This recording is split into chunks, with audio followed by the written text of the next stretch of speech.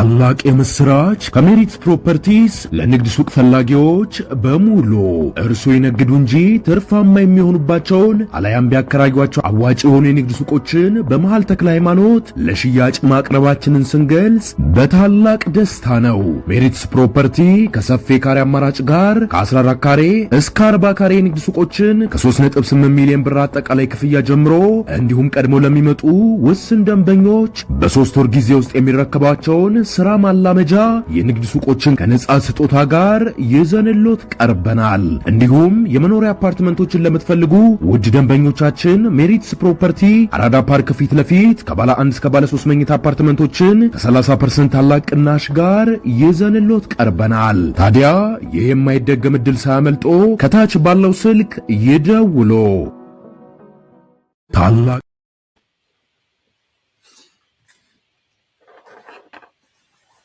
ባለስልጣን አንቀጥቅጥ አዋጅ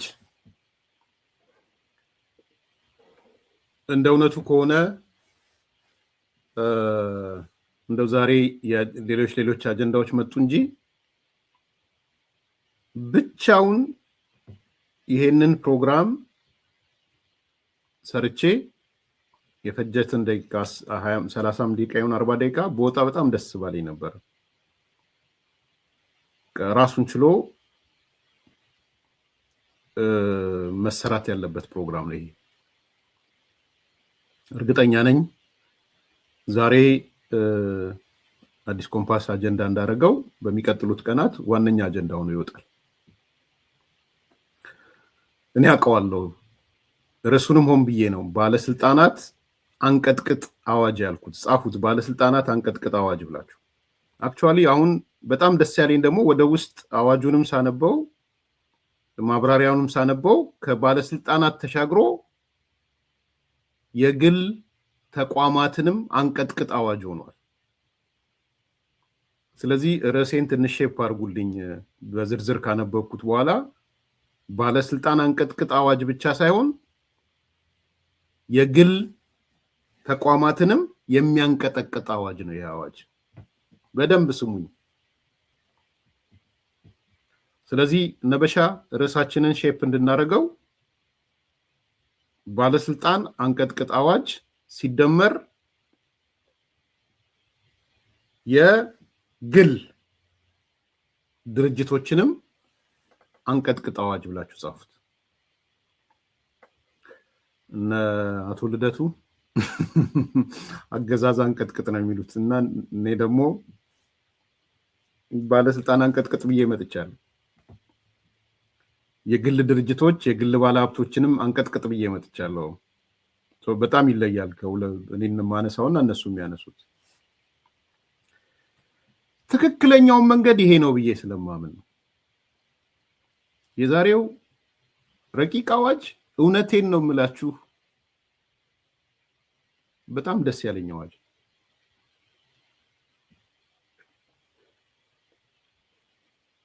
እኔ ኦልሞስት 17 ዓመት የጠበቅኩት አዋጅ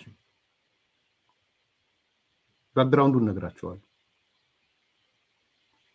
ለ17 ዓመታት ወይም 17 ዓመታት አንድ አዋጅ 17 ዓመት ጠብቃችሁ ሲወጣ ምን አስቡት ምን ሊሆን እንደሚችል። የግለሰብ አንቀጥቅጥ ሳይሆን የግለሰብ ድርጅቶች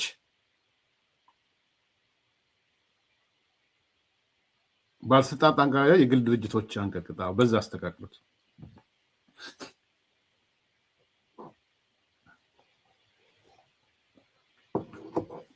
ለሚዲያ ሰዎች ደግሞ ትልቅ እፎይታ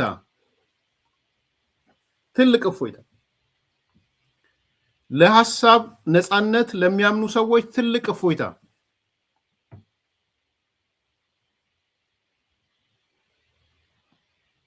ሰሞኑን አንድ ሐሳብ እያነሳን ነበረ። ታስታውሱ ከሆነ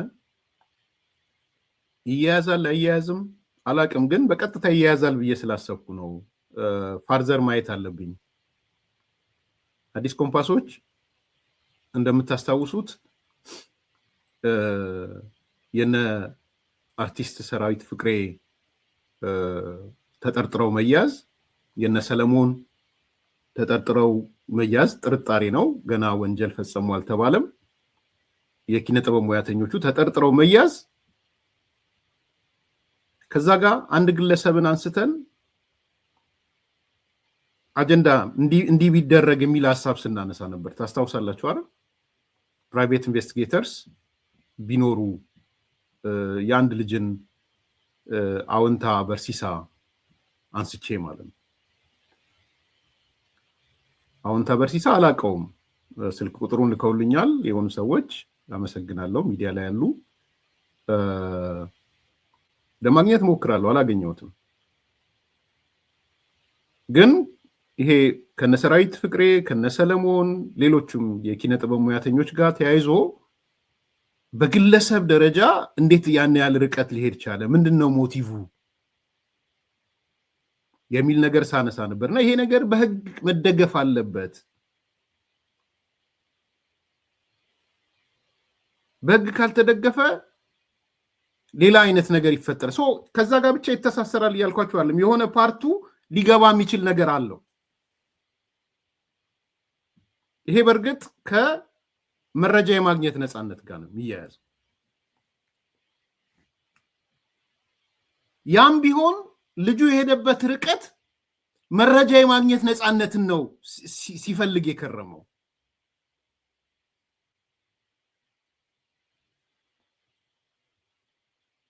ስለዚህ በዛሬው ዕለት ለረጅም ጊዜ ሲጠበቅ የነበረው አዋጅ በህዝብ ተወካዮች ምክር ቤት ውይይት ተደርጎበታል። እኔ ከዚህ በላይ አጀንዳ ባይኖረኝ ደስ ይለኛል። ከምሬ ነው የምላችሁ። ኢምፓክቱም ይገባኛል። ይሄ በህዝብ ተወካዮች ምክር ቤት ውይይት የተደረገበት አዋጅ የመረጃ ነፃነትን የመደንገግ የወጣ አዋጅ ነው።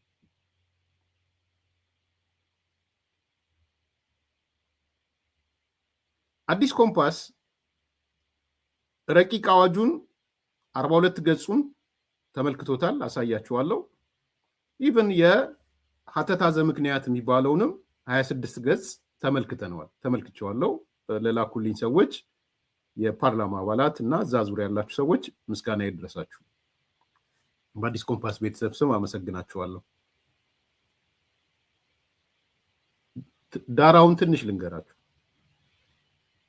ዛሬ እውነቴን ነው የምላችሁ፣ የኢትዮጵያ ውስጥ ላላችሁ ጋዜጠኞች፣ የመረጃ ፈላጊዎች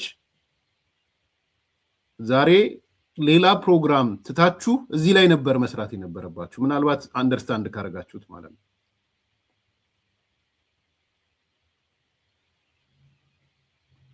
ሁለት ሺህ ላይ የዛሬ 18 ዓመት አንድ አዋጅ ወጣ እንደምታውቁት 590 2000 ላይ አንድ አዋጅ ወጣ። 2000 ማለት በሚሊኒየሙ ማለት ነው።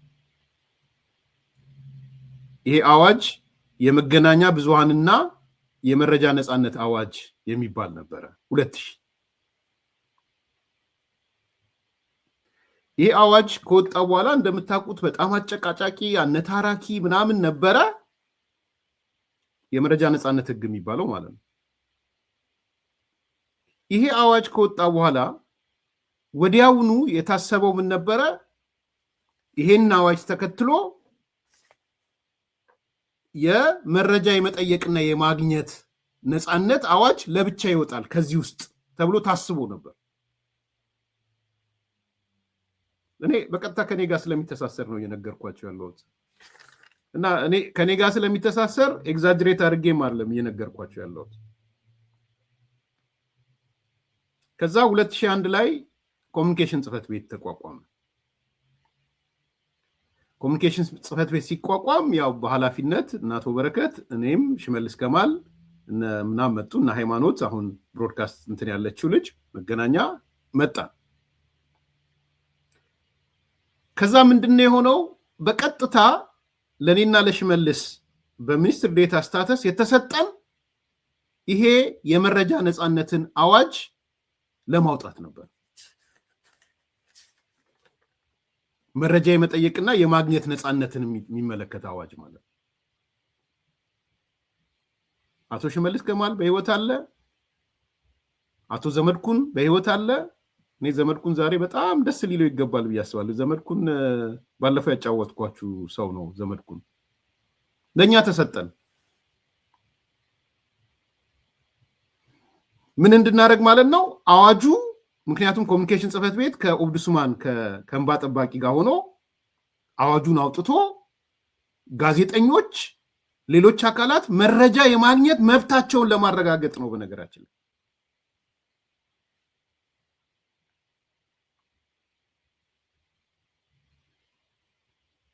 አንድ አመት ከምናምን እኔ 2002 ነው አይደል የወጣሁት 2002 እንግዲህ 2001 የተጀመረ 2002 የተጀመረ ግማሽ መንገድ መሄድ አልቻለም።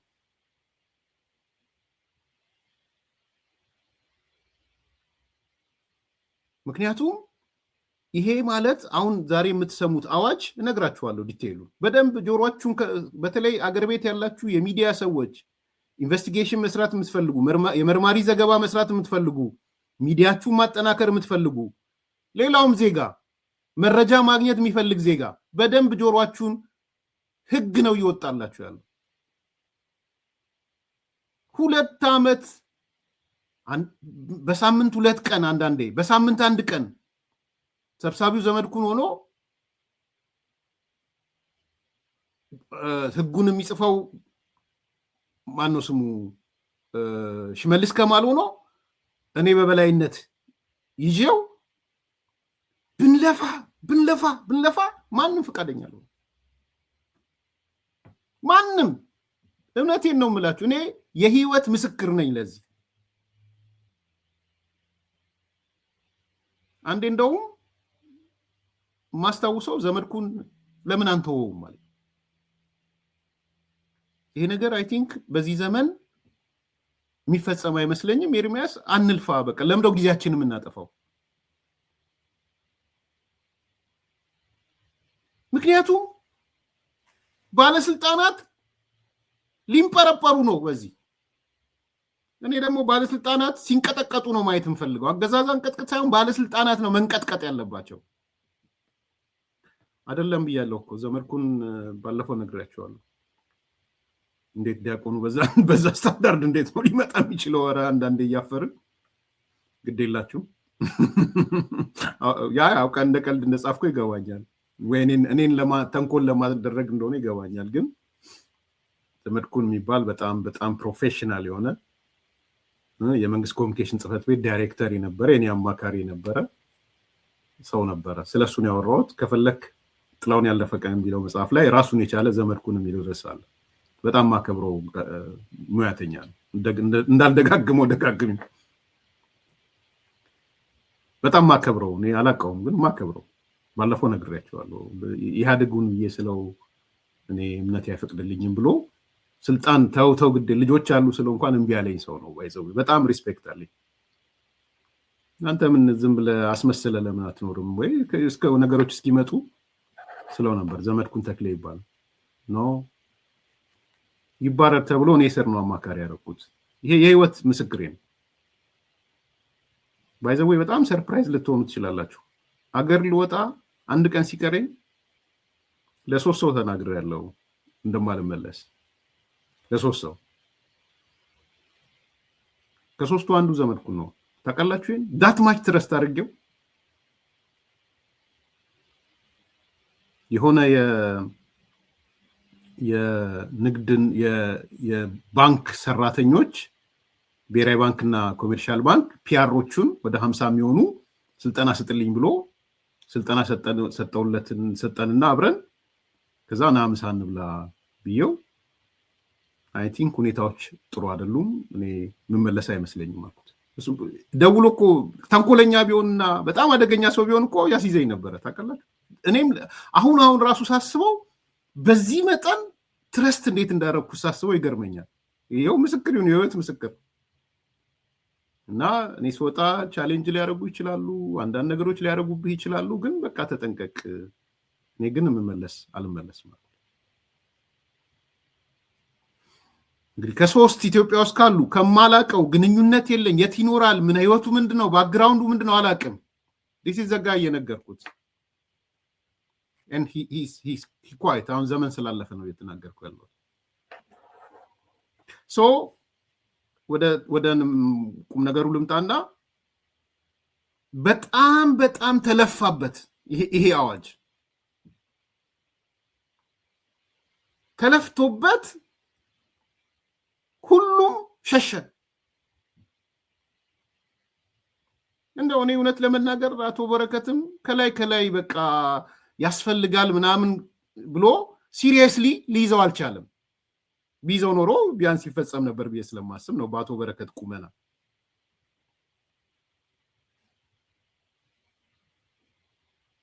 አሁን ይሄው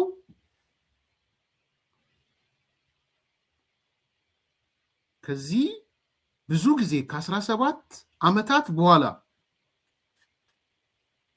ወይም 18 በሉት የመገናኛ ብዙሃን የመረጃ ነጻነት አዋጅ 592 ነው የወጣው የመረጃ ነጻነት ህግ ይሄ ከወጣ ከ18 ወይም ከ17 አመት በኋላ ዛሬ ህይወት ዘራ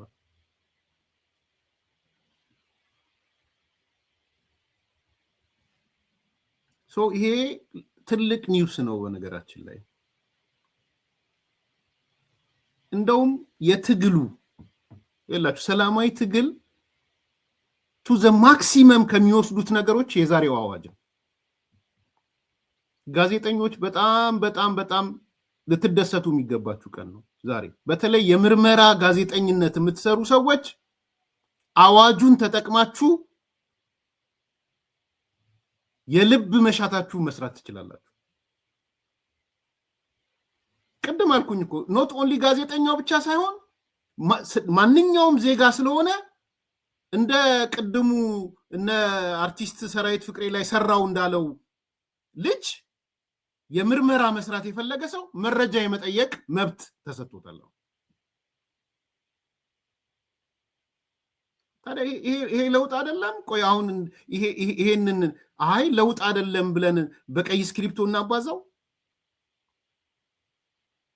ይሄ ያምባገነንነት ጉዞ ነው እኔ አይኔ ያየው ያምባገነንነት ጉዞማ 2 አመት ሙሉ ታሽቶ አይቻልም ተብሎ እኔ እኮ ስወጣ በቃ አይቻልም ተብሎ እኮ ነው የወጣው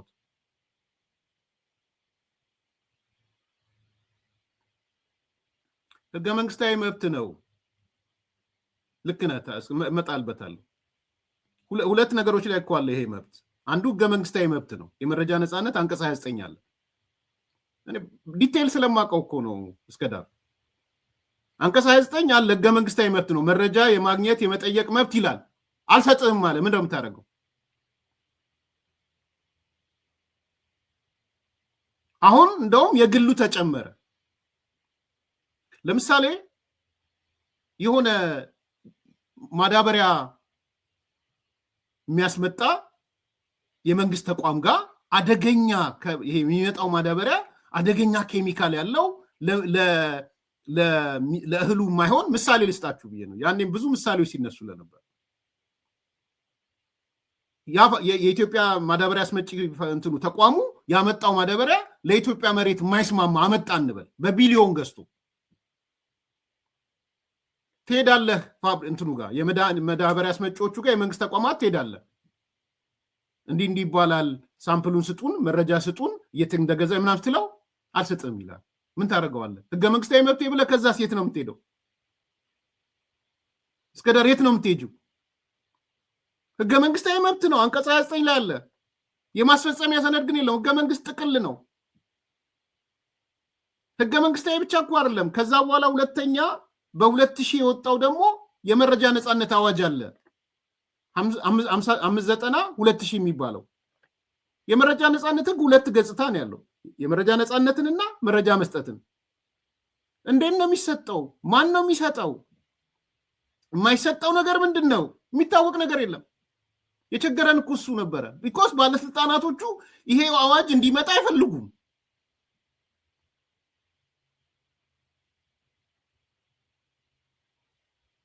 ይሄው ከ2000 ጀምሮ እስከ 2018 ሲታሽ ከረመ እንዳልኳችሁ እኮ ነው እኔ 2001 መጨረሻ ላይ ዘመድኩን መጣና እኔ ተስፋ ቆርጫለሁ ኤርሚያስ እንግዲህ አንዱ እንዲያማክር አንዱ እንዲሰራ የተሰጠው ስራ ይሄ ስራ ነበር። እንደው ብታገኙት ሚዲያዎች ብትጠይቁት ደስ ይለኛል። አይ ቲንክ እንዳለ ሰምቻለሁ። እኔ ይሄ ነገር ተግባራዊ ይሆናል ብዬ አላምንም። ኦብዱስማን መጣች። የኦብዱስማን ያኔ ሌላ ሰው ነበረች። ምንድነው በቃ መንግስት ምን እያደረገ ነው?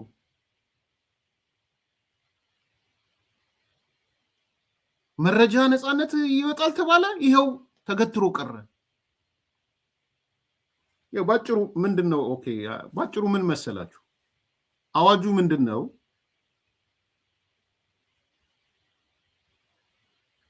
የመንግስት ባለስልጣናት እና ኃላፊዎች ማንኛውም ዜጋ በተለይ ሚዲያ ላይ ያሉ ሰዎች መረጃ ሲጠይቋቸው የመስጠት ግዴታን ነው ይሄ አዋጅ። ገባችኋል? አሁን ግን አዲስ ምን ተጨመረ? ምናልባት ከ2010 የተለየ አዲስም የተጨመረው ነገር ዝርዝሩ እንደተጠበቀው ነው። አሁን ምን ተጨመረ? የግል ድርጅቶችም መረጃ በተጠየቁ ሰዓት የመስጠት ግዴታ ተጥለባቸው። ግዴታ አይደለም፣ ቀነ ገደብ አለው። በዚህ ቀን ውስጥ ያንን መረጃ መስጠት አለባቸው የሚል ቀነ ገደብ ማለት ነው። ምሳሌ ልስጣችሁ። የኢትዮጵያ ኤሌክትሪክ ባለስልጣን ወይም ከዚህ ጋር የተያያዙ ነገሮች የተለያዩ ከዚህ በፊት የሚገዛቸው ኬብሎችን፣ ትራንስሚተሮችን፣ አምፖሎችን ምናምን ገዛ። ሄደው ገዙ። ጥቆማ መጣ። አይ እኮ የገዙት ሰከንድ አንድ ነው። የሆነ ነገር ነው እየነገርኳቸው ያሉት። ባይዘው ሰከንድ አንድ ነው የገዙት፣ ጥራቱም ትክክል አይደለም። ከሆነ ጊዜ በኋላ እንዲህ የሚሆን ሚል ጋዜጠኞች አነፍናፊ መረጃ ፈላጊ ወይም እንደ ቅድሙ አይነት ሰው መቼለት እንዳነሳላችሁ እንደ በሪሳ አይነት ሰዎች አነፈነፉና ደረሱበት። ይሄ ነገር እንግዲህ በቢሊዮን የሚጠጋ ግዢ ሊሆን ይችላል። ከዛ ሄዶ ኤሌክትሪክ ባለስልጣን ኃላፊውን ሄደው ሰሞኑን ስለተገዛው ነገር መረጃ እንፈልጋለን ብለው አስገቡ። ካስገቡ ቀን ጀምሮ በህጉ ላይ የተቀመጠ በፊት ቢሆን ኦኬ አስገብታችኋል መልስ ሰጣችኋለሁ እያለ የሉም እያስበለም ማኖር ይችላል። ሁለተኛ እዚህ ደጅ እንዳይደርሱ ማስባል ይችላል፣ ወዘተ ማለት ነው። አሁን ግን ህጉ ምን አስቀመጠበት? መልሱን በ10 ቀን ከሆነ ቀን ኤግዛክት ዴቱን ስላላየሁት ነው። በ10 ቀን ከሆነ በ10 ቀን፣ በ12 ቀን ከሆነ በ12 ቀን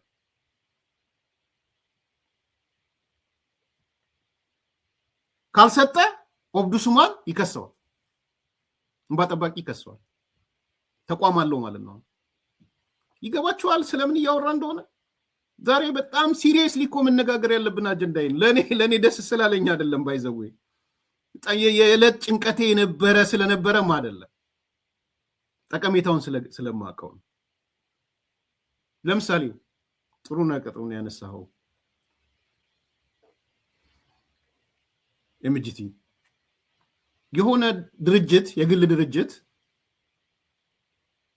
የተበላሸ የምግብ ዘይት አመጣን ወይም ደግሞ ስታንዳርዱን ያጠበቀ የምግብ ዘይት በቢሊዮኖች ገዝቶ መጣ። ደን ከዚህ ከጥራትና ደረጃ ጋር ኮራፕትድ ተደራርገው ዘይቱ አለፈ እንበል። አሁን እዚህ ጋር እንግዲህ ምንድነው ዘይት አስመጪው የግል ድርጅት አለ። ጥራት ደረጃዎች ደግሞ ኮራፕትድ ሆነው አሳልፈውለታል። ደን ይሄ መረጃ አንድ ግለሰብ እንደ ዜጋ ደረሰው። እዛ ተቋም ውስጥ ያለ ሊሆን ይችላል፣ የምርመራ ጋዜጠኝነት የሚሰራ ሊሆን ይችላል፣ እንደ በሪሳ አይነት ሰዎችም ሊሆኑ ይችላሉ። በሪሳ ስሙን እንዳላሳስተው ፌስቡክ ላይ አለ። እንደሱ አይነት ሰዎችም ሊሆኑ ይችላሉ። መረጃው ደረሳቸው። ኧረ ይሄ የመጣው ዘይት በጣም አደገኛ ዘይት ነው፣ የጥራት ደረጃና ጥራት መዳቢም ይሄን ዘይት ባልሆነ መንገድ አሳልፎታል የሚል መረጃ መጣ። ማህበረሰብ የሚጎዳ አደጋ ውስጥ የሚጥል ወዘተ ማለት ነው። ኦኬ አሁን ጋዜጠኛው መርማሪ ጋዜጠኛ ሊሆን ይችላል፣ ዜጋ ሊሆን ይችላል፣ ወይም ደግሞ ሲቪል እንትኖች ሊሆኑ ይችላሉ። የግለሰብ ቅድም ባለፈው እንዳነሳሁት የፕራይቬት ኢንቨስቲጌተሮች ሊሆኑ ይችላሉ። በራሳቸውን ኦን አድርገው ስሙ አዎንታ በሪሳ የሚባለው ሰው አዎንታ በርሲሳ ሰማን በላ አዎንታ በርሲሳዎች ሺዎች ባይዘው ሺዎች ይፈጠራሉ። ሺዎች ከዛ ሄደው የደረጃና ጥራቱን የሰራችሁበትን ስኬል የጥራቱን ደረጃ ስጡን ብለው ይጠይቃሉ። ባለሀብቱን ጋር ሄዱና ያመጣኸውን ከየት ነው ዘይቱን ያመጣኸው? ምን አይነት ዘይት ነው? መረጃ ስጠን ይሉታል። እና አዎንታ በርሲሳ የጠየቁትን ጥያቄ በተቀመጠለት 10 ቀን ይሁን ምናምን ጊዜውን ስላላየሁት ነው በዛ ገደብ ውስጥ ካልሰጠ ኦብዱስማን ይሄዳሉ። እንባ ጠባቂ ሄደው ይከሱታል። ኦብዱስማን መጥቶ ፍርድ ቤት ይከሰዋል። እንዲህ አይነት አዋጅ እስከዛሬ ጠብቃችሁ ነበር? በጣም በጣም በጣም ጥሩ አዋጅ ነው። እውነቴን ነው የምላችሁ። አሁን መጀመሪያ ባለስልጣን አንቀጥቅጥ ነበር። አሁን ደግሞ የግል ባለሀብቱንም የግል ነጋዴውንም የሚያንቀጠቅጥ ማለት ነው። አይ ከኢምፕሊሜንቴሽን በፊት ህግ ይኑር አህመድ። ህጉ ሳይኖር እንዴት ኢምፕሊሜንት ያደርጋል? ቀጥሎ እንነጋገራለን። እንዴት ተግባራዊ ይሆናል? ኦብዱስማን ጥርስ ይኖረዋል ወይ ወይስ ጥርስ የሌለው አንበሳ ነው የሚሆነው ወይ? እንግዲህ ኦብዱስማን ውስጥ ያሉ ዳይሬክተሮች አውቃቸዋለሁ። የፍትህ ሚኒስቴር የነበረች ሰው ናት። የአዲስ አበባ አስተዳደር ማህበራዊ ጉዳይ ነበረች ናት። የአቶ ደግፌ ቡላ ባለቤት ወዳጄ ነበረች። በጣም ጎበዝ ታታሪ ናት። እውነት ለመናገር ከልቤ ነው የምናገረው። በጣም ታታሪ ጨዋ፣ እኔ እስከማውቀው ድረስ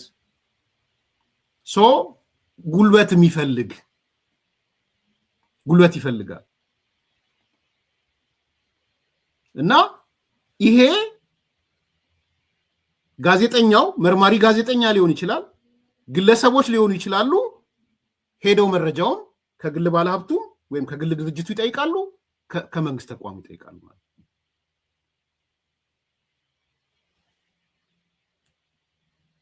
አሁን አፈጻጸሙ ላይ በኋላ እንመጣለን። መጀመሪያ በደንብ ግልጹ ነው፣ ሴሌብሬት እናድርገው መጀመሪያ። እውነቴን ነው። እኔ ዛሬ የአሜሪካ አጀንዳ የታደሰ ወረዳጅ እንደውም ታደሰ ላይ የሚገባም አይመስለኝም። አሳስበው ብዙም የወደፊቷ የሀሳብ ነፃነት የመረጃ ነፃነት ውስጥ እኔ በዚህ ደረጃ ከሬጀስ ሆኖ ይህ መንግስት በመምጣቱ አመሰግነዋለሁ። የምሬን ነው የምናገረው። ማንም ምን ቢል አይ ዶንት ኬር። ሰላማዊ ትግል ደግሞ አንዱ ይሄ ነው። በነገራችን ላይ ሰላማዊ ትግል ይሄ ነው። እኔ ባለስልጣን በነበርኩ ሰዓት መውጣት ያልቻለ ህግ፣ እኔ ኃላፊ በነበርኩ ሰዓት መውጣት ያልቻለ ህግ ግን በጣም ጠቃሚ ደግሞ ሳወራው ነበረ። በነገራችን ላይ ከአቶ ሲሳይ ጋር የነበረኝ ቃለ መጠይቅ ላይ ማንስቼዋለሁ። እሱ በደንብ ስለሚያውቀው ዲቴይል ያውቀዋል፣ ተሳትፏል። የበፊቱ ላይ የመጀመሪያ ከሲሳይ ጋር የነበረኝ ሁለተኛ ዙር ኢንተርቪው ላይ ስለዚህ አዋጅ ነግሬዋለሁ። 2 ዓመት ማነቆ። ምክንያቱም ምን መሰላችሁ? ለምሳሌ ሲምፕሊ ልንገራችሁ፣ በዛን ሰሞን የነበረ አጀንዳ ኤፈርት ወደ 3 ቢሊዮን ብር ከብሔራዊ ባንክ ከልማት ባንክ ተበደረ። 3 ቢሊዮን ብር። የዛኔ 3 ቢሊዮን ማለት አስቡት። መስፍን ኢንዱስትሪያልን የሰራው ከልማት ባንክ ተበድሮ ነው። አልመዳ ጨርቃጭን የሰራው ከልማት ባንክ ተበድሮ ነው። አጠራቅሞ አይደለም። በጣም በጣም ክሪቲካል ምሳሌ ነው የነገርኳቸው ያለሁት። ከዛ በኋላ ምን ቢሆን ጥሩ ነው? አልመዳ ጨርቃጨርቅን ገንብቶበት መስፍን ኢንዱስትሪያልን ገንብቶበት 3 ቢሊዮን የዘመኑ ብር ማለት ነው። ምናልባት አሁን 300 ሊሆን ይችላል። 300 ቢሊዮን ከዛም በላይ ነው የሚሆነው። ከዛ ያው የወቅቱ ባለስልጣን እነሱ ራሳቸው ስለሆኑ ፈላጭ ቆራጮቹ እናቶ መለስ ምናምን ተሰበሰቡና የማይሰበሰብ የተበላሸ አካውንት ውስጥ ከተቱት። አንኮሌክተብል የተበላሸ የሚባል ውስጥ የተበላሸ ማለት ምንድን ነው? መጀመሪያ ወደ ምን አዞሩት? ይቅርታ ከልማት ባንክ ሶሪ ከንግድ ባንክ ነው የተበደረው። ሶሪ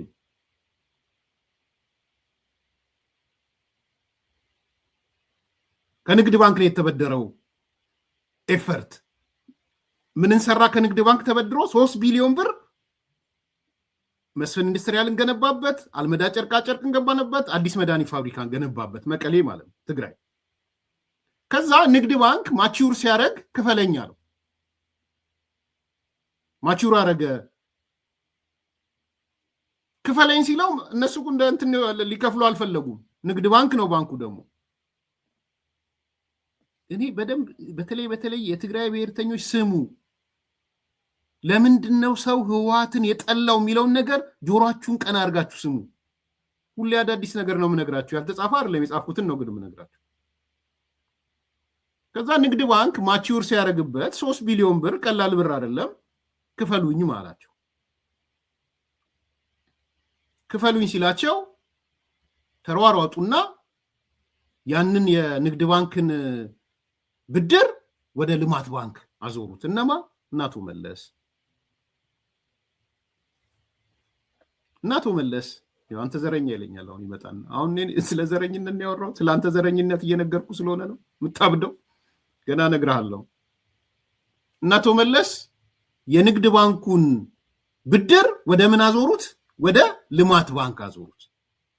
ዴቨሎፕመንታል ባንክ ማለት ነው። ለምን ይመስላችኋል ወደ ልማት ባንክ ያዞሩት? በደንብ ስሙኝ። በልማት ባንክ ላይ ፖለቲካዊ ውሳኔ መስጠት ይቻላል። ለያችሁ ንግድ ባንክ ላይ ፖለቲካዊ ውሳኔ መስጠት አትችሉ፣ ኮመርሻል ባንክ ስለሆነ። ስለዚህ እነሱ የንግድ ባንክን ብድር 3 ቢሊዮን ብር ወደ ልማት ባንክ ትራንስፈር አደረጉት። ለምን? ፖለቲካ ውሳኔ ሊወስኑ ማለት ነው። ቲፒኤልኤፍ ስሙ ጉዳችሁ ነው ጉደኞች። ከዛ ትራንስፈር ሆነ ማለት ነው።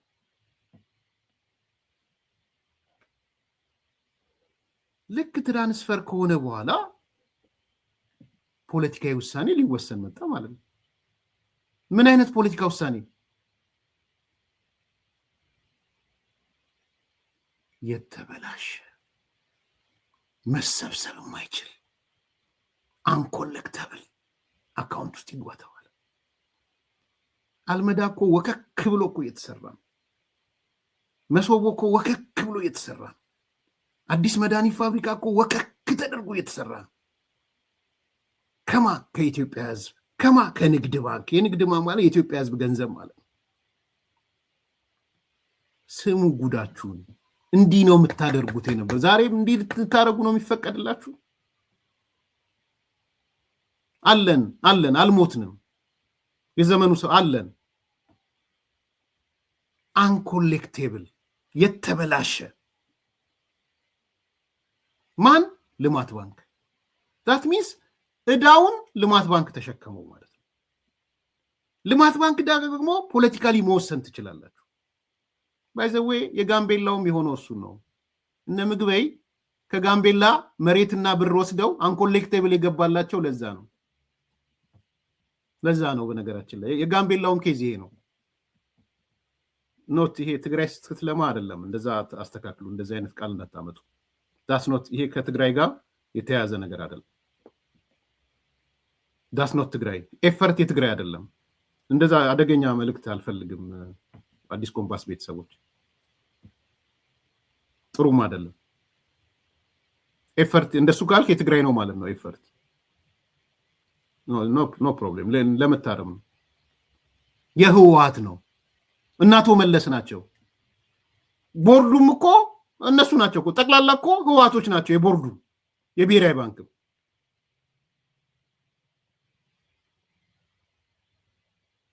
ከዛስ ሁኔታው ውስጥ ለውስጥ ተወራ። ኧረ እናቶ መለስ ያደረጉትን ሰማችሁ? አልሰማንም። ምንድነው እንዴ? ኤፈርት እኮ የወሰደውን ብድር ከኮሜርሻል ባንክ አውጥተው ወደ ልማት ባንክ ወሰዱት። ልማት ባንክ ከወሰዱ በኋላ ፖለቲካሊ የተበላሸ ብለው እንዳይሰበሰብ አደረጉት። ዕዳው ተሰረዘ ማለት ነው። በሌላ ነገር በነገራችን ላይ ከነ ኢንተረስቱ ተሰረዘለት። ኧረ እባካችሁ! አዎ በግራ በቀኝ አንዳንዶቹም እልህ ውስጥ ገቡ፣ ለሚዲያ ተናገሩ። የሆኑ ጋዜጠኞች ኢንቨስቲጌት ሊያደርጉ ሞከሩ። ይኖዋት ከፊሎቹ ጋዜጠኞች አንገታቸው እየተያዙ ታሰሩ። ከፊሎቹ ሀገር ጥለው ወጡ። ሪፖርተር ሲጣላ የተወሰነውን ይዞት ወጣ። ልንገራችሁ እውነቱን። ያኔ ሪፖርተር በነ ተወልደ ጎን ስለነበረ በነ ማነው ስሙ አዘር ሳይድ ስለነበረ ደብቆ አምቆ ይዞት 95 ዓመተ ምህረት ላይ አወጣው። ዛሬ የምነግራችሁ መረጃ ሪፖርተር ላይ የተጻፈ መረጃ ነው። ነገራችሁ ጋዜጠኞቹ ኢንቨስቲጌት እናድርግ፣ ጥያቄ እንጠይቅ፣ በምን መመዘኛ ነው ከብሔራዊ ባንክ ከንግድ ባንክ ወደ ልማት ባንክ ሄደው ልማት ባንክ ሄደው እንዴት አንኮሌክተብል ተባለ፣ እንዴት የተበላሸ ተባለ ምናምን ሊጠይቁ ሲሞክሩ አፈና ተጀመረ። ጋማ መያዝ ሲጀምር ጥለው ጠፉ።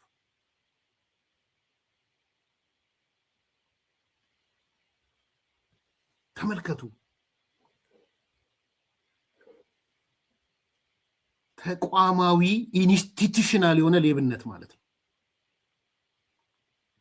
ግራንድ ኮራፕሽን የሚባለው እሱ ነው። ቀጥሉ።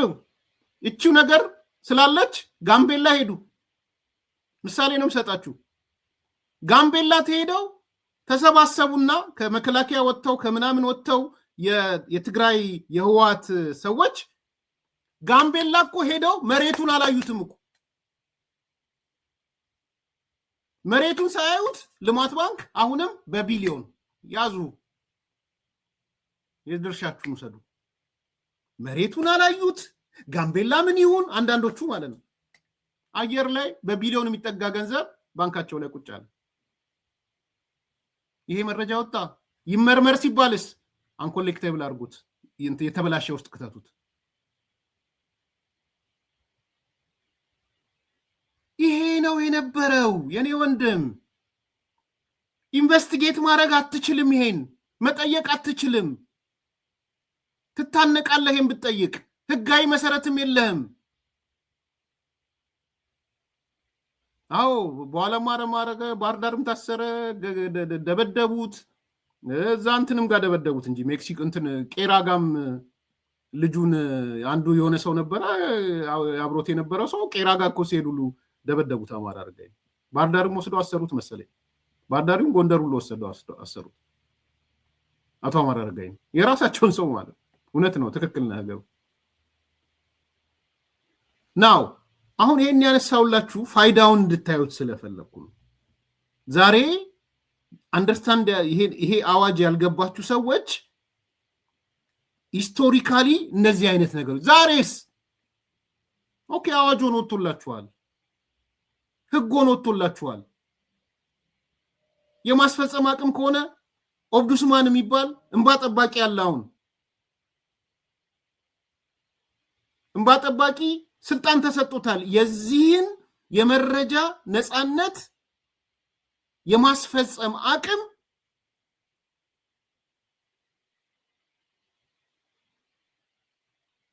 ስልጣን ወስዷል። እሱ ነው የሚከሰው።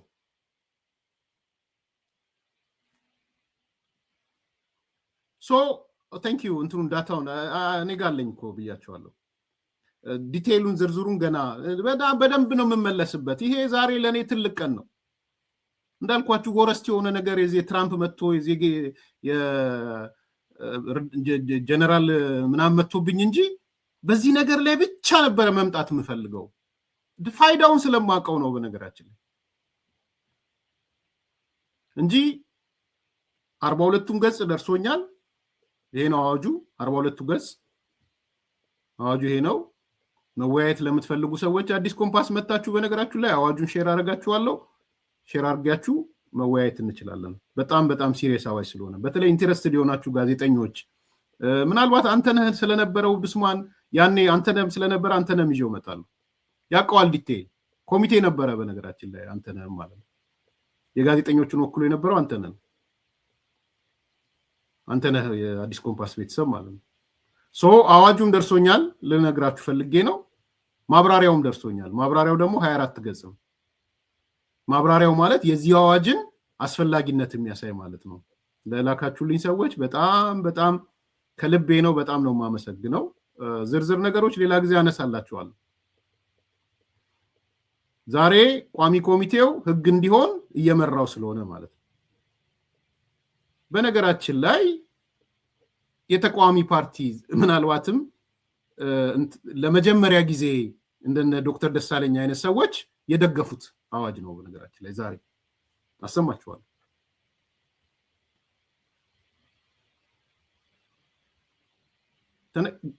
ኢትዮጵያ ውስጥ ያሉ ጋዜጠኞች ተነጋገሩበት ከምሬን ነው የምላችሁ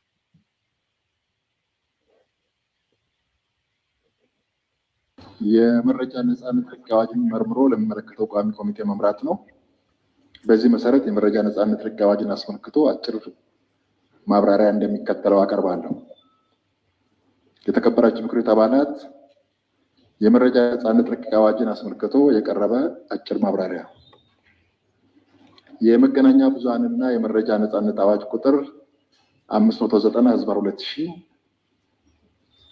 ሁለት የተለያዩ መሰረታዊ ነፃነቶች የሚመሩበት ዝርዝር ድንጋጌዎች አጣምሮ የያዘ ነው ሆኖም የመገናኛ ብዙሃንና የመረጃ ነፃነት የየራሳቸው ባህሪ እና ዓላማ ያላቸው ሆኖ ሳለ ድንጋጌዎቹ በአንድ አዋጅ ተጣምረው መውጣታቸው በቂና ግልጽ የአሰራር ስርዓት እንዳይዘረጋ አድርጓል የረቂቅ አዋጁ ዋነኛ ዓላማ በስራ ላይ ባለው የመረጃ ነፃነት ህግ ለአፈጻጸም አስቸጋሪ የሆኑ የቆዩትን መረጃ ነፃነት ድንጋጌዎች የስነ ስርዓት ሂደቶች እና መረጃን ተደራሽ በማድረግ ሂደት ውስጥ ያሉትን ልዩ ሁኔታዎች ግምት ውስጥ በማስገባት በመንግስት አካልና በግል ድርጅቶች እጅ በሚገኝ መረጃዎች ላይ ተፈጻሚነት ያለው ራሱን የቻለ ግልጽ ዝርዝር የመረጃ ነፃነት አዋጅ በማውጣትና ቀልጣፋ የመረጃ ተደራሽነት ስርዓት በመዘርጋት የግለሰብን የህዝብንና የሀገርን መሰረታዊ ጥቅምና መብት ማስጠበቅ ነው ረቂቅ አዋጁ ጠቅላላ ድንጋጌውን ጨምሮ በ7 ክፍሎችና በ60 አንቀጾች የተደራጀ ነው በይዘት ደረጃም ስለ መረጃ ነፃነት ስለማይገለጹ መረጃዎች ስለ መረጃ ጥያቄ አቀራረብና ምላሽ አሰጣጥ ስነ ስርዓት የኢትዮጵያ ህዝብ እንባ ጠባቂ ተቋም በአዋጁ ላይ ስላለው ስልጣን ስለ ቅሬታና ይግባኝ አቀራረብና ሌሎች ልዩ ልዩ ድንጋጌዎች አካቶ ይዟል ስለሆነም የተከበረው ምክር ቤት በምክር ቤቱ የአሰራርና የአባላት ስነ ምግባር ደንብ ቁጥር 6/2008 አንቀጽ 53 አንቀጽ 4 እና በምክር ቤቱ የህግ አወጣጥ መመሪያ ቁጥር 11/2000 አንቀጽ 17 አንቀጽ 4 መሰረት ወደሚመለከተው ቋሚ ኮሚቴ ተመርቶ ሪፖርት እና የውሳኔ ሀሳብ እንዲቀርብ የአጭር ማብራሪያ ቀርቧል በቀረበው ማብራሪያ ላይ ጥያቄ እና አስተያየት ያላችሁ የምክር ቤት አባላት እሰጣለሁ ጄሉ ጥሩ ጥያቄ ነው የጠየቀው አየር ኃይል ሄደህ ስንት ተዋጊ ጀት አለን ብለህ መጠየቅ ትችላለህ ወይ ከየት ሀገር ግዢ ፈጸምኩ ብለህ መጠየቅ ትችላለህ ወይ ብለህ ጥሩ ጥያቄ ነው አዋጁ አንዱ የሚመልሰው መልስ ይሄ ነው የብሔራዊ ደህንነት ያለባቸው ጉዳዮች እና እሱንም ግን በዚህ መሸፈን አይቻልም መመጣላችሁ አንዱ ቻሌንጅ ይሄ ነው ቻሌንጁ ባይዘው ዲፋይንድ መሆን አለባቸው የብሔራዊ ጥቅም የማይገለጹ መረጃዎች ወይም የመረጃ ክልከላ የሚካሄድባቸው የትም አሜሪካንም ሀገር ትላንት አይታ ከሆነ ጄሉ ትራምፕ ቃለ መጠይቅ ላይ ጀነራሉን የሆነ ጥያቄ ጠየቀው ራሱ ትራምፕ እዛ ጋዜጠኞቹን ሰብስቦ ማለት ነው ሄዳችሁት ፎክስ ኒውስ ላይ ሌሎች እኔ እንኳን ፎክስ ኒውስ ሙሉ ነው ያየሁት ጠየቀው አንድ ጀነራል አለ አይደለ ከጦር ሚኒስትሩ ጋር ወጥቶ ሁሌም መግለጫ ማብራሪያ የሚሰጥ ጀነራል አለ ከዛ ስንት እንትኖች ነው የላከው ምናምን ሲለው ክቡር ፕሬዝዳንት ይሄ እንኳን ባይነገር አይ ፕሪፈር ባይነገር አለው ወዲያው ደነገጠና ኦኬ በቃ የማይነገር አጀንዳ ይሆናል ማለት ነው ምናምን ብሎ ያው ቀላልዶ ትራምፕ አለፈ። ይሲ ሶ ኢቭን አሜሪካም ስንት ትሩፒውን ስንት ኃይል ነው ያሰማራችው ንገረን፣ በመቶዎች ነው በምናምን ሲለው ማለት ነው ሲለው አይ ይሄ ክቡር ፕሬዚዳንት የሚነገር መረጃ አይደለም ማለት ሶ የሚነገርም አለ የማይነገርም አለ ማለት ነው። እዛ ላይ ክሊር መሆናል። ነገር ግን አንዱ አደጋ የማይነገር በሚል መሸፈን አይቻልም። ይሄ የማይነገር ነው ብለህ ትሰጠዋለህ። መርማሪ ጋዜጠኛው ወይም ቅድም ያነሳነው ልጅ ይመጣና ሲጠይቅ አይ ይሄ ጉዳይ ክላሲፋይ እንትን ነው የሀገር ብሔራዊ ጥቅምን የሚያነሳ ነው። ብሔራዊ ጥቅሙ ዲፋይን መሆን አለበት። ምን ማለት ሁሉም ነገር እንዳይሸፈን ማለት ነው። ሁሉም ነገር አውጥተህ ሚስጥር ነው እንዳትልም በግልጽ ያስቀምጣል። እና ዛሬ በተወሰነ እንዳልኩት ረቂቁ ነው ለቋሚ ኮሚቴው ነው የተመራው። ፎር ሹር ብዙዎቹ ድጋፍ ስላገኘ ተቃውሞም አልቀረበበትም። በነገራችን ላይ ሰው በቀላሉ በአጭር ጊዜ ይጸድቃል። ስለዚህ ነው እየተነጋገርን ያለነው። እና አሁንም ደግሞ አለው በረቂቅ አዋጁ ላይ መነጋገር የምትፈልጉ ሰዎች በዋትሳፕ ወይም በአዲስ ኮምፓስ @gmail.com ላኩልኝና መወያየት ለምትፈልጉ ነው ዶኩመንቱን ምልከው።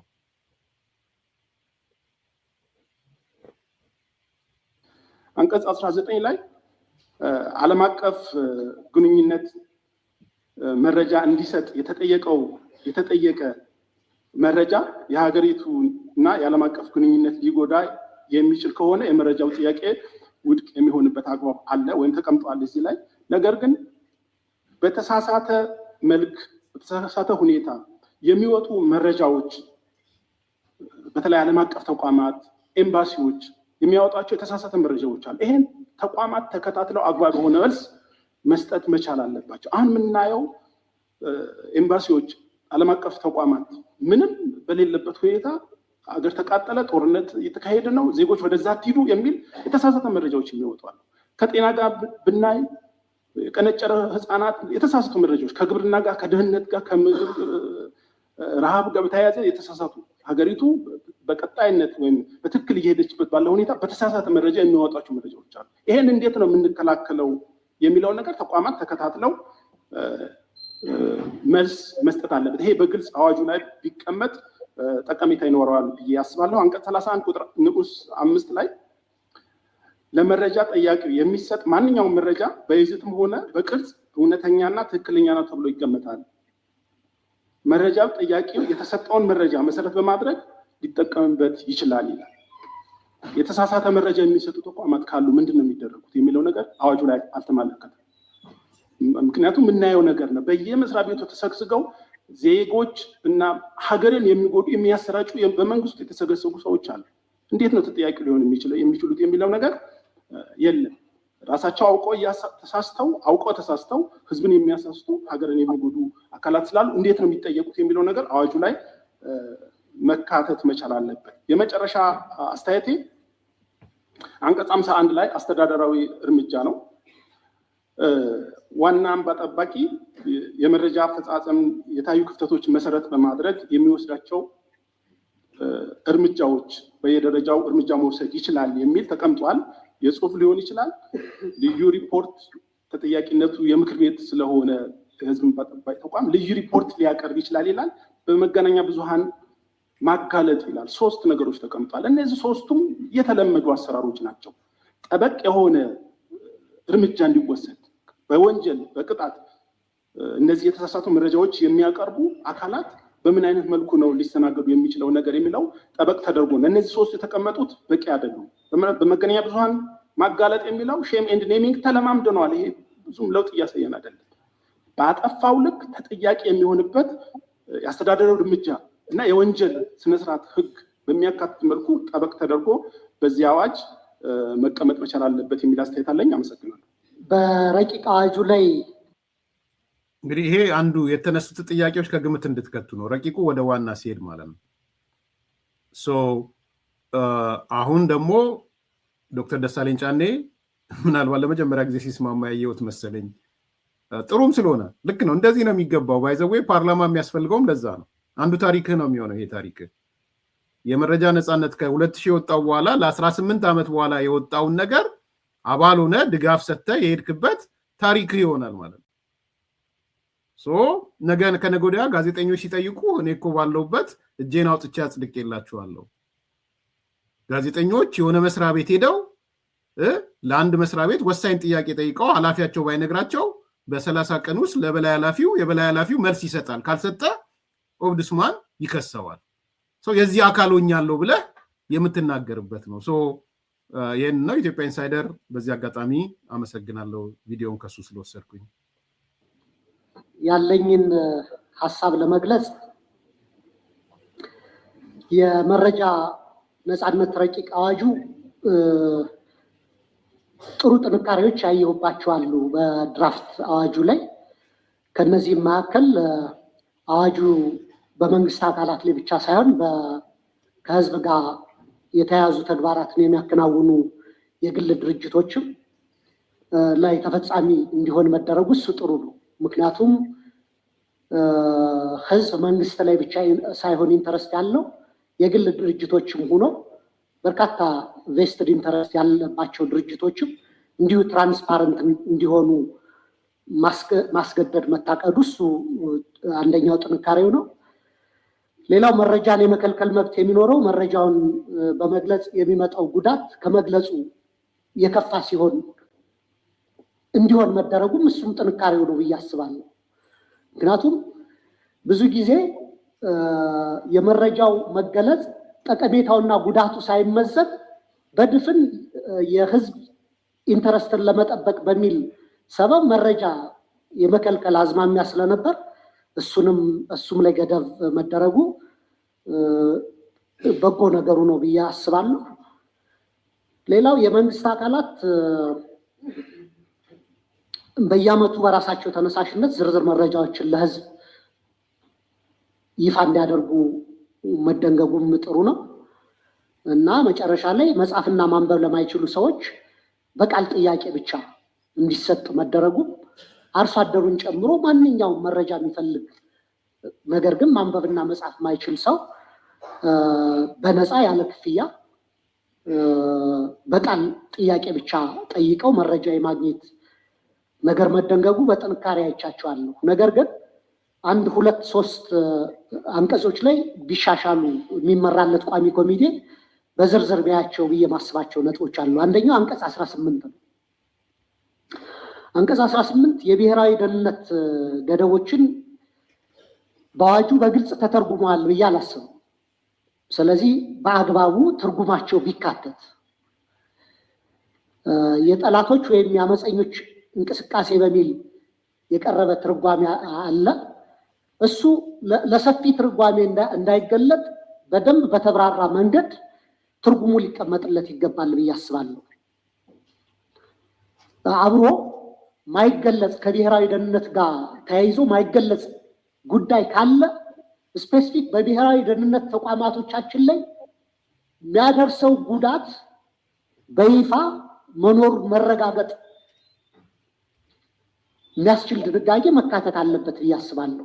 በጅምላ እነዚህ የብሔራዊ ደህንነት ጉዳዮቻችን ናቸው መገለጽ አይችሉም እየተባለ የዜጎች የመረጃ የማግኘት መብትን የሚጋፋ እንዳይሆን እና ብልሹ አሰራርንም ለመሸፈን በተለይ በመከላከያ፣ በደህንነት፣ በፖሊስ፣ በጸጥታ ተቋሞቻችን ላይ ያሉ ብልሹ አሰራሮችን ለመሸፈን እንዳይውሉ ይህ በአግባቡ ትርጉሙ በምን ሁኔታም ስፔሲፊካሊ እንደሚከለክል ተብራርቶ በአዋጅ ውስጥ ቢካተት ለማለት ነው።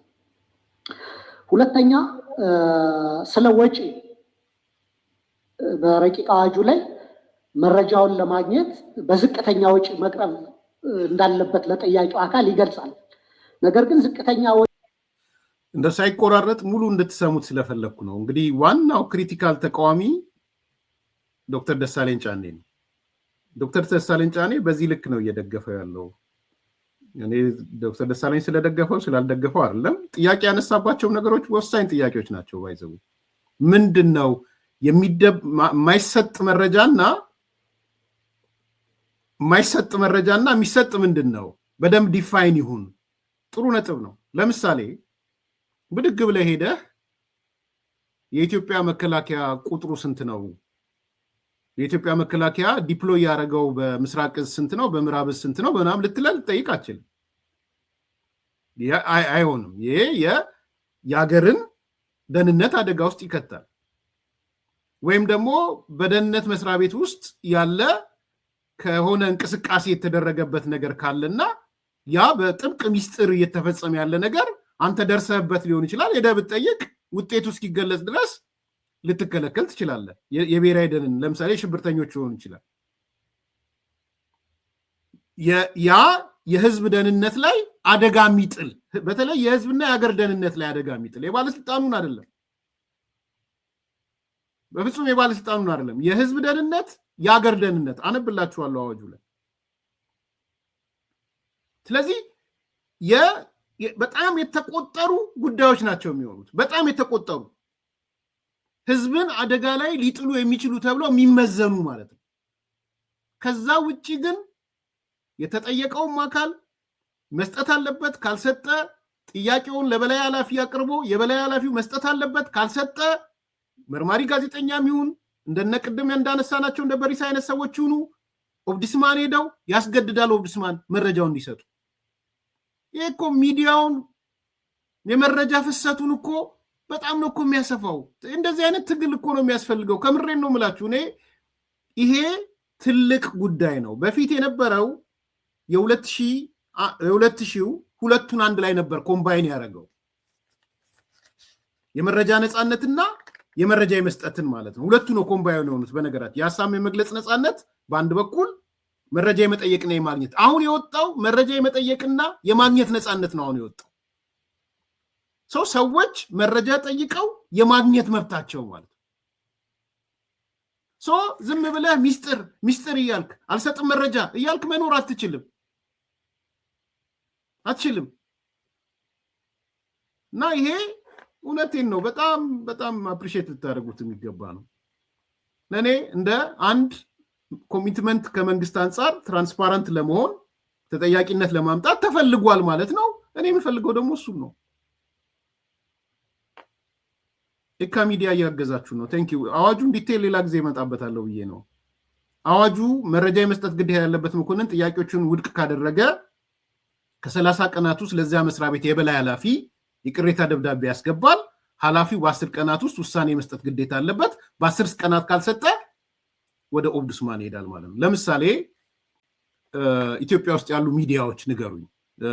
አንድ አፍታ ሚዲያ ወይም የሆነ ሚዲያ ቅድም ያነሳ ነው ኢትዮጵያ ኢንሳይደር ወይ ሪፖርተር የሆነ መስሪያ ቤት ላይ ወይም የሆነ የግል እንትን ጋር በጣም አደገኛ ወይም መረጃ የሚፈልገው ነገር ተመለከተ ወይም ቅድም ያልኳችሁ እንደ ግለሰብ። ስለዚህ ልክ ይህን ሲመለከት ሄደ መስሪያ ቤቱ ጋር ደን ፒያሩ ሊሆን ይችላል ፊት ያለው መረጃ የሚሰጠው ፒያሩ ስለሆነ ጠየቀው። አይ እንትን አስገባ መረጃ ለማግኘት አሉ። ምናልባት ያ ኮራፕሽን ሲሪየስ ኮራፕሽን ሊሆን ይችላል።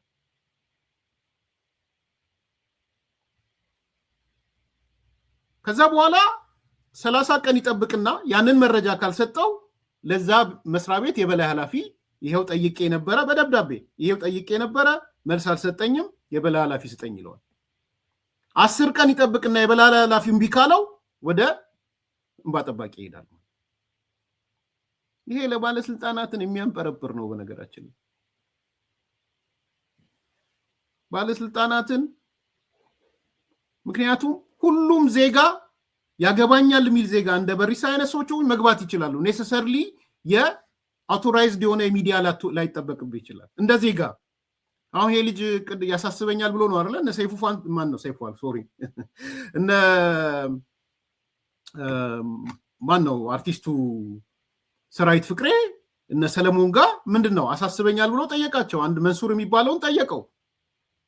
ኧረ ይሄ ሰውዬ እኮ ላይሰንስ የለውም ሌላ ነገር ነው ያለው ምናምን ብሎ ጠይቀው ምን አገባህ አሉት። ወይም 20 ሚሊዮን ብር እንስጥህ ምናምን አሉት።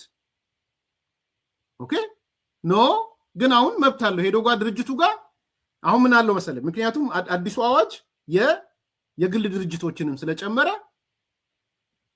ሄዶ እዛ ግል ድርጅት ጋር ፍቃድን አምጣ፣ ያስገባቸው መኪና አምጣ ምናምን ብሎ ይጠይቀዋል። በጠየቀው በአንድ ወር ውስጥ የመስጠት ግዴታ አለበት ማለት ነው። ስለዚህ ሁሉም ዜጋ ጋዜጠኛው ብቻ ሳይሆን የህብረተሰብን የሚጎዳ ኮራፕሽን አይቻለው መረጃ አለኝ ብሎ ካሰበ በዚህ መልኩ ሊቀጥል ይችላል ማለት ነው። እና እንደ ቀላል አይ ዶንት ኖ እንደ ቀላል አትመልከቱት። ሶ እንትኑ አለ ዲቴይሉ ወንድሜ እዛው ስላለመግባት ነው ያነሳ ነው እመለሳለሁ። ሶ ዶክተር ደሳለኝ ምን ስሙት የሚያነሳቸውን ነገሮች እንዴት እንደሚሰላ በዝርዝር የተባለ ነገር የለም። እኔ ምንድነው መካተት አለበት የማስበው እዚህ ላይ ወጪው መረጃውን ሪፕሮዲዩስ ለማድረግ ለምሳሌ በፎቶኮፒ የሚወስድ ከሆነ የፎቶኮፒ ዋጋ ወይም በፕሪንት ከሆነ የፕሪንት ዋጋና መረጃውን ሪትራይቭ ለማድረግ ጊዜ የሚፈጅ አይነት ነገር ከሆነ ያንን ብቻ ኮምፐንሴት የሚያደርግ ክፍያ ብቻ ከፍሎ መውሰድ እንደሚችል መደንገግ አለበት። ምክንያቱም መረጃ የህዝብ ሀብት ነው። ማንኛውም መረጃውን ለማግኘት የሚጠይቅ አካል ግለሰብ ወይም ደግሞ የሚዲያ አካል እነዚህን ወጪዎች ብቻ በመተካት ቀጥተኛ ዳይሬክት ኮስቱን ማለት ነው በመተካት መውሰድ እንደሚችል እንዲካተት መጠየቅ እፈልጋለሁ። አብሮ ግን ለጋዜጠኞች የተለየ ከክፍያ ነፃ መብት ሊካተት ይገባል በዚህ አዋጅ እያስባለሁ። ምክንያቱም ጋዜጠኞች የሚሰሩት የህዝብ ጥቅምን ለማስከበር በመንግስትና በግል ድርጅቶች ውስጥ የግልጸኝነት የተጠያቂነት አሰራር እንዲሰፍን የዋችዶግ ሚናን ነው የሚጫወቱት። ስለዚህ ከፍተኛ የህዝብ ጥቅም የሚያካትት ስለሆነ ጋዜጠኞች በመገናኛ ብዙሃን ባለስልጣን የተሰጣቸውን መታወቂያ ወይም ደግሞ በመስሪያ ቤታቸውን የሚሰጣቸውን መታወቂያ አሳይተው ብቻ መረጃ በነፃ እንዲያገኙ ድንጋጌ እንዲያካትት ቢደረግ፣ ስለዚህ እሱ አንቀጽ በግልጽ እንዲደነገግ መጠየቅ ፈልጋለሁ። በመጨረሻ የጥቆማ አቅራቢዎች መስሪያ ቤቱ ውስጥ ሆነው ብልሹ አሰራሮችን የሚጠቁሙ ዊስል ብሎወርስ የሚባሉት ማለት ነው ለነሱ ተገቢ ጥበቃ መሰጠት መቻል አለበት። በእርግጥ ይህ ጉዳይ በጣም አወዛጋቢ ነው። ባደጉ ሀገራትም ጭምር በመስሪያ ቤት ውስጥ ሆነው ብልሹ አሰራርን የሚያጋልጡ አካላት ምን አይነት መሳደድና እንትን ክትትል ሊደርስባቸው እንደነበር ብዙ ተሞክሮዎች አሉ። ግን ቢያንስ በእኛም ሀገር ልክ ብልሹ አሰራርን የሚጠቁሙ ከህዝብ ጤና፣ ከህዝብ ደህንነት፣ ከተመዘበሩ ሀብቶች፣ ከአካባቢ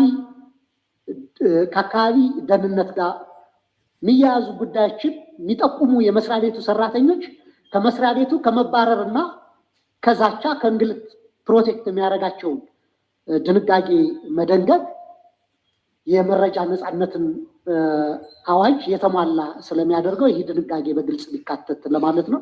ከሞላ ጎደል ግን ብዙ ጠንካራ ጎኖች ያሉት አዋጅ ነው። እነዚህ ነገሮች ከተካተቱ ጥሩ የመረጃ ነፃነት የሚያስከብር አዋጅ ይሆናል ብዬ አስባለሁ። አመሰግናለሁ። እናመሰግናለን። እነዚህን ጥያቄዎችና አስተያየቶችን ጨምሮ ይህ ረቂቅ አዋጅ ቁጥር 10/2018 ሆኖ ለዲሞክራሲ ጉዳዮች ቋሚ ኮሚቴ መመራቱን የምንደግፍ። አመሰግናለሁ። ተቃውሞ፣ ድምፅ ታቅቦ የለም። በዚህ መሰረት የመረጃ ነፃነት ረቂቅ አዋጅ ቁጥር 10/2018 ሆኖ ለዲሞክራሲ ጉዳዮች ቋሚ ኮሚቴ በሙሉ ድምፅ ተመርቷል። ዋው! አንደኛ ፓርላማ ውስጥ ያሉ አባላት በሙሉ ተስማምተውበታል። ደስ ይላል። እሱ ባይዘዌ ከሚኒስትሮች አይደለም የመጣው ይሄ አዋጅ። ኢትዮጵያ ውስጥ ብዙ አዋጆች ከሚኒስትሮች ምክር ቤት ነው የሚመጣው። ይሄ ግን ከሚኒስትሮች ምክር ቤት ጋር የተያያዘ አይደለም።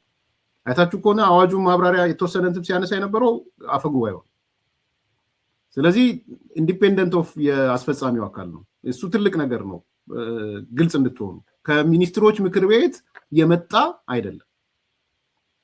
ፓርላማው በራሱ ኢንዲፔንደንት፣ ምክንያቱም እነ ኦብዱስማን የሚዲያ መረጃ ምናምን ከአስፈጻሚው ጋር ስለማያያዙ ነፃ ተቋማት ስለሆኑ ከነሱ ጋር የተያያዘ ነው። አንድ ሁለተኛ ዶክተር ደሳለኝ ያነሳው ኢምፖርታንት ፖይንት አለ። ምን አለ? በተቋም ውስጥ የሚፈጸመው ኮራፕሽን፣ ወንጀል፣ ንቅዘት የከነከናቸው ሰራተኞች ካሉ በግል መስሪያ ቤትም ሊሆን ይችላል፣ አሁን በመንግስትም ሊሆን ይችላል። በደንብ አስተውሉ። አሁን የግልም መስሪያ ቤት የመንግስትም ነው። የሆነ ደስ የማይል ነገር ከተመለከቱ ይጠቁማሉ። ግን እነዚህ ሰዎች ሊሳደዱ ይችላሉ። ምንድነው ጋራንቲያቸው? ምንድነው ዋስትናቸው? ይሄ ያደጉ ሀገር ላይም ችግር ነው። ዊስል ብሎወርስ የሚባሉት ማለት ነው። እውነቱን ነው ባይዘው። እኔ ዛሬ በጣም አድንቀዋለሁ በሀሳቦቹ። ፓርላማ እንድትኖር እንፈልገውም እንድትሆን ነው። በነገራችን እኔ አንድ ሚስጥር ልንገራችሁ። አክቹዋሊ ሚስጥር ልለው አልችልም። ስለ ኤፈርት የተጻፈው መጽሐፍ ላይ በተወሰነ መልኩ አለ። ግን ሚስጥሩን የምላችሁ እዛ ላይ ዲቴይል ያልተጻፈ ነገር ልንገራችሁ። በጣም ስትራይክ ስላደረገኝ ነው ዶክተር ደሳለኝ።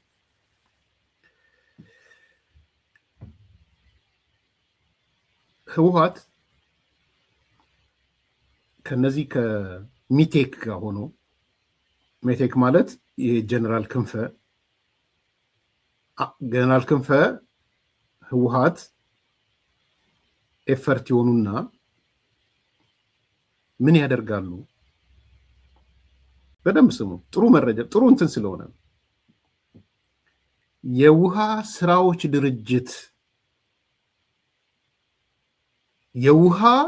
ድርጅት ረጃጅም ጉድጓድ የሚቆፍሩ ማሽነሪዎች አሉ። ትልልቅ ማሽነሪዎች አሉት። እንግዲህ የፌዴራሉ የውሃ መቆፈሪያ ድርጅት ውሃና ምናምን አስተካክሉኝ ስያሜውን ባስታውሰው አመጣው ነበረ ኖቱ። በጣም ትልልቅ የውሃ መቆፈሪያ ማሽኖች ነው ያሉት። ያን ማሽን የተወሰነ የእድሳት ነገር አለው ተብሎ ሜቴክ እነ ጀነራል ክንፈዳኛው ዛሬ ትግራይ ሀገር የሚሉት በሙሉ የመንግስትን እንደዚህ አይነት ነገሮች በቁጥጥር ስር አውለዋል እነ ክንፈዳኛው። ከዛ ይመጣሉ። የት ይመጣሉ? ውሃ ኮንስትራክሽን ይመጣሉ። ውሃ ኮንስትራክሽን ይመጡና ንብረቱን ያዩታል። እንግዲህ በመላው ኢትዮጵያ ትላልቅ ጉድጓድ የውሃ ጉድጓዶች እየቆፈረ የሚሰጥ እንትን ነው ኮንስትራክሽን ነው። ጥርቅምቅም ያደርጉና ማሽኖቹን ይወስዷቸዋል። ለኤፈርት ማለት ነው። ስሙ በደንብ። ይሄ እውነተኛ ታሪክ በመረጃ ማስረጃ ያለ ነው። የውሃ ኮንስትራክሽን ኤክስፐርቶች እና የበላይ ኃላፊዎች እርድብን ይላሉ። ኤክስፐርቶቹን ጨምሮ ምን ቢሆን ጥሩ ነው? ዛሬ ነው የምነግራችሁ የሚስጥር። አንድ እኔ ኢሳት የምሰራበት ዘላለም የሚባል ጎበዝ ጋዜጣ እንትን አለ፣ ኤዲተር አለ። ጎበዝ በጣም የሃይማኖት ሰው። እኔ ወዳጄ ነው ዘላለም። ማለት ካሉ ኢትዮጵያ ውስጥ ካሉ የቪዲዮ ኤዲተርስ ቁጥር 1 ጥረው ትሉኝ ዘላለም ብዬ ነው እንጠራላችሁ። ብዙ አይታይም፣ ሾዋፕ እንትን ሾይ አይደለም። አንዱ ኤክስፐርት የውሃ ኮንስትራክሽን በዚህ በሃይማኖት ጉዳይ ይመስለኛል ከዘላለም ጋር ፍሬንዶች ናቸው። ኢሳት ነው ያለው ያልኳችሁ። ከዛ ያጫውተዋል። እንዲህ እኮ ተደርጓል። የውሃ ኮንስትራክሽን ማሽኖች በሙሉ ሜቴክ መጥቶ ይዞት ሄዷል። ለኤፈርት ወደ ትግራይ ይዘውት ሄደዋል። ኤፈርት ድርጅቶች ያሉባቸው ቦታዎች ጉድጓድ ሊቆፍሩ ማለት ነው።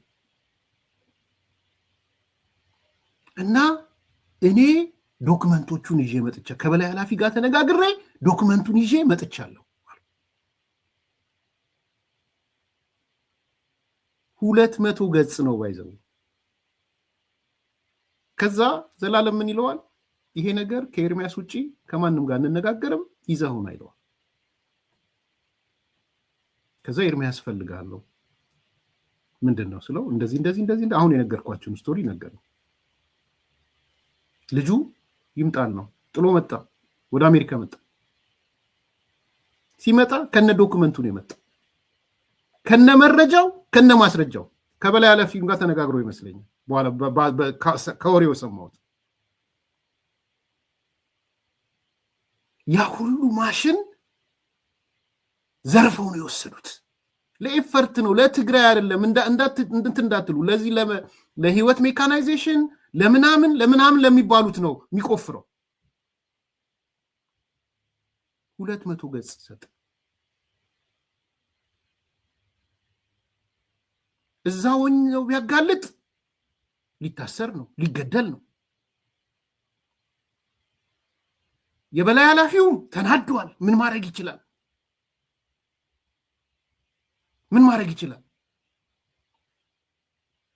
ስለዚህ ዲፌክት አድርጎ አይ ዶንት ኖ ወደ ኢትዮጵያ ይመለስ አይመለስ አላቅም። ከዛ ቀን ወዲያ ያላየሁትም ልጁን ዶክመንቱን አምጥቶ አስረክቦ ማስረጃ አስረክቦ ሄደ። እኔ ኢትዮጵያ ይመለስ አይመለስ አላቅም። ከዛ በኋላ እኔ መጽሐፊ ላይ ታገኙታላችሁ። ምንድነው የዶክተር ደሳለኝን ልነግራችሁ ዊስል ብሎወርስ ያለው ማለት ነው። ይሄ ሰው እዛ ኢትዮጵያ ሆኖ ይሄን ቢያደርግ በእርግጠኝነት በህይወት አይገኝም። ጥንቃቄ ያስፈልጋል፣ ክትትል ጥበቃ ያስፈልጋቸዋል የሚባለው ነገር እውነት ነው ለማለት ፈልጌ ነው። ለሚቀጥለውም ዊ ዶንት ኖ ምን አይነት ባለስልጣን አሁን እንዳሉ አላውቅም። ቢኮዝ ባለስልጣን አንቀጥቅጥ አዋጅ ነው ይሄ አዋጅ። ባለስልጣን አንቀጥቅጥ አዋጅ ነው።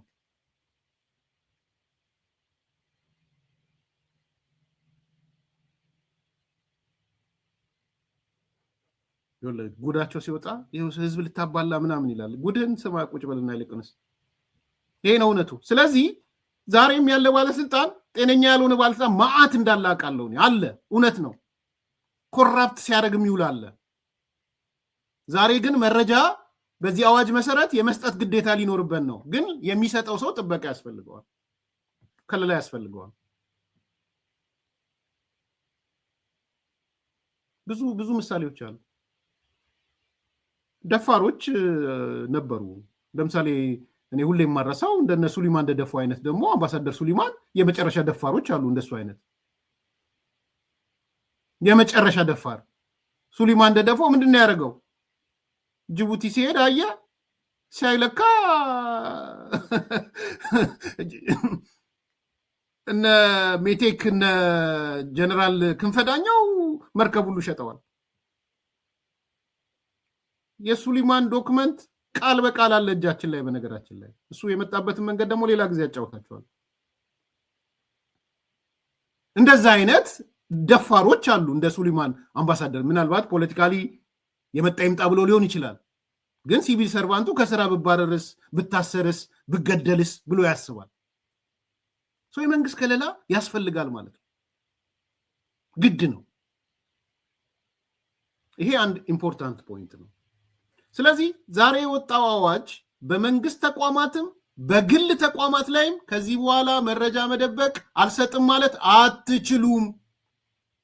ስራ ባለስልጣን አንቀጥቅጥ ነው፣ የግል ድርጅቶች አንቀጥቅጥ ነው፣ ተጠቀሙበት። ሁለተኛ ግን ቅድም የተነሳ አለ፣ የሚሰጥ መረጃ የሚከለከል መረጃ አለ። ይሄም በደንብ ማወቅ ያስፈልጋል። ሁሉ ነገር ይሰጣል ማለት አይደለም። የሚከለከሉ ከሀገር መብት ጋር የተያያዙ እዚህ ላይም በማብራሪያው ላይ ገጽ 18 ላይ የተቀመጠ ነገር አለ። ማለት ሁሉም ነገር እንደው በእንትን ይሆናል ማለት አይደለም። እሱንም ማሰብ አለባችሁ። የሚከለከሉ እና የሚፈቀዱ አሉ። ያው እዚህ ላይ እንደምታዩት ማብራሪያው ነው፣ ሌላ ጊዜ ይመጣል። የማይገለጽ መረጃ ወይም የመረጃ ክልከላ የሚባል ነገር አለ። ክፍል 3 ላይ ያለው እሱ ነው። የመረጃ ነፃነት ፍጹምና ሊገደብ የማይችል ነፃነት እንዳልሆነ በዓለም አቀፍ የሲቪልና የፖለቲካ መብት ቃል ኪዳን አንቀጽ 19 ስር ተመላክቷል። አንቀጽ 19 የክልከላ ማድረግ የተወሰኑ ቅድመ ሁኔታዎችን የሚያስቀምጥ ሲሆን ገደቦችን ለመጣል እነዚህ ቅድመ ሁኔታዎች በጠቅላላ ሊሟሉ ይገባል። በመረጃ ነፃነት ላይ ገደብ ሊጣልበት የሚችለው 3 መመዘኛዎችን ዘ3 ፓርት ቴስት ሲያሟላ ነው። በዚህም ገደቡ በግልጽ የተቀመጠ ህግ ሊኖረው ይገባል። ገደቡ የሌሎችን መብት ለማክበር፣ ለሀገር ደህንነት፣ ለህዝብ ጤና ወይም ለሞራል ተብሎ የተጣለ እና ገደቡ የፈለገውን ዓላማ ለማሳካት የግድ አስፈላጊና ከመብቱ ጋር የተመጣጠነ መሆን አለበት። ስለዚህ ለሀገር ደህንነት ሊሆን ይችላል፣ የሌሎችን መብት ላለመንካት ሊሆን ይችላል፣ ለህዝብ ጤና ሊሆን ይችላል፣ የጤና ጉዳዮች ለምሳሌ ሊሆን ይችላል፣ የሞራል ተብሎ የሆነ ለምሳሌ የሆነ ወረርሽኝ ነገር መጣ ቢባልና መንግስት ቶሎ ኮንትሮል ሊያደርገው ከሆነ ብድግ ብለህ መጣ ወረርሽኝ መጥቷል እንዲህ መጥቷል ብለህ በአንዴ ህብረተሰብ የሚያስጨንቅ ነገር ውስጥ ላትገባ ትችላለህ።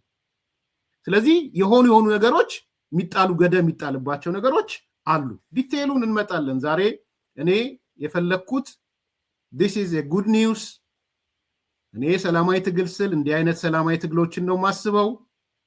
የህሉና ትግል ምናምን የሚባለው ነገር ከነዚህ ነገሮች ጋር ነው የሚተሳሰረው እውነት ለመናገር እና ጋዜጠኞችም ምናልባትም ሰሞኑን ከነ ሰራዊት ፍቅሬ ጋር ከነ ሰለሞን ጋር እኔ አሁን ደጋግሜ እነሱ ወንጀለኛ ያረኩ አይደለም፣ ተጠርጣሪዎች ናቸው። ግን ሌሎች ነገሮችም አሉ ከዚህ ውጪ። ለምን ሰራዊት ብቻ፣ ለምን ሰለሞን ብቻ፣ ለምን ነከሌ ብቻ የሚል ነገር እየተመለከትኩ ነው።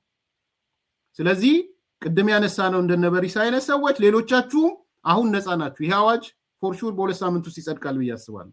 ቋሚ ኮሚቴው ከ2 ሳምንት በላይ የሚፈጅበት አይመስለኝም።